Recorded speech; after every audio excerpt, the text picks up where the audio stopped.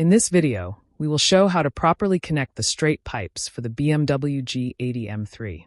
When you first place the two pipes together, you may notice that the pipe ends appear slightly misaligned, and there may be a visible gap. This is normal and part of the design. One end of the pipe is slightly expanded to create a tight slip-fit connection.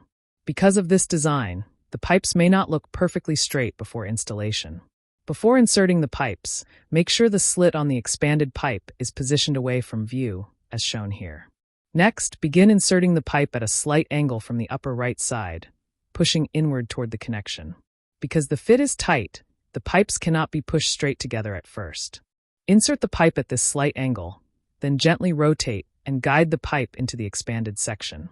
Continue pushing the pipe inward until it slides fully into place and the connection is seated tightly, as shown here. Next, install the clamp over the joint. You will notice a small slit cut at the edge of the pipe.